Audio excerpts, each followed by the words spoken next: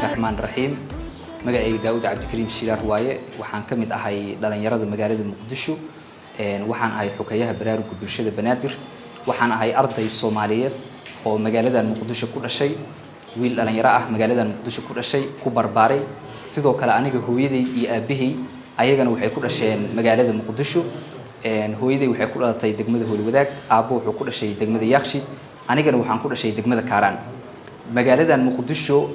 waxaan ahay qof asaga iyo waalidkiisa ay ku dhasheen la xajaclo iyo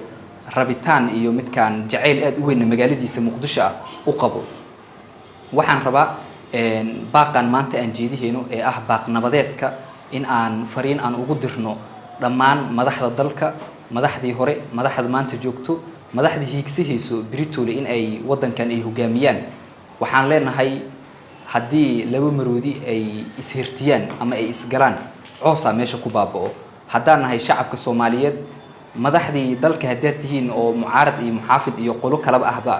waxa waaye maroodiyaashiyatiin shacabka meesha ku baaba'ayna aanu ka waay waliba gaar ahaan marka aan nahay dhalinyarada magaalada Muqdisho dhalinyarada jaamacadaha dhigata kuwa iskoolada dhigta oo maanta nala joogo sidoo kale waxa waaye dhalinyarta shaqeynayso war wadankan hadii gaar ahaan magaalada Muqdisho hadii qalalaaso ama amni darro ay ka dhacdo waxa waaye horumarkii iyo waxbarashadii wax walba istaagaysa magaalada Muqdisho sida caadiga ah way soo martay xiliyo dagaalo sokeeye ee waxa waaye waxbarashadii ay istaagtay noloshii oo dhan ay istaagtay ma rabno maanta in meeshaas aan dib aan ugu laabano maanta la joogo haddaan nahay dhalinyarta Soomaaliyeed nabada wax ku baranaa sidoo kale hadii aan shaqeysahayno iyo horumarka aan hiigsaheeno nabada ku hiigsanaa dhalinyarteedan maanta meesha joogto ma jirto midkaan isku hal xaafad ka imaaday inaan nahay arintaas wax jira ma ahan waxaan ka kala imaanay degmooyin kala duwan oo magaalada Muqdisho nabadii aan mid kasto naga mid baabuurka intuu ku soo raacay meeshan uu ku imaaday nabadii aan mid kasto naga mid waxa way subax kasto goobta waxbarashada uu ku aasahay nabadaas in loo ilaaliyo rabnaa waxa way si kasto oo wax la cuno loo haysto si kasto oo waxa way nolosha inta kale ay u dhameystiran tahay mar hadaysan nabad jirin mar hadii xabad ay dhaceyso maskaxda qofka dhalinyarta marnaba kuma fikirayso in horumar la gaaro waxa waaye adduunyadan dada midkaan diyaarado sameeyay dada dayax gacmeedka astay dadkaas dhalinyaro fikirtay iyo aqoon-yahano ayaa horseedeen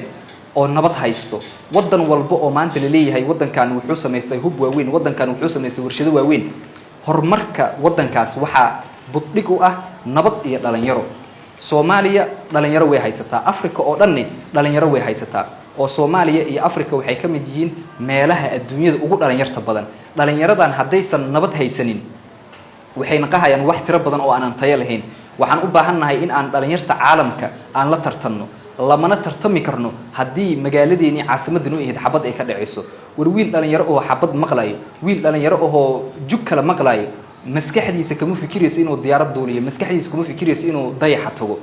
waxaan ka codsaheena anukoo af ku hadleeno afkii awlaadii Muqdisho anukoo ku hadleeno madaxdii dalkana aan u aqoonsanahay inay yihiin aabayaashii dalka war waxaan nahay ilmihiini waxaan nahay ardaydii magaalada Muqdisho nabadaas noo ilaaliya waa mahadsantihiin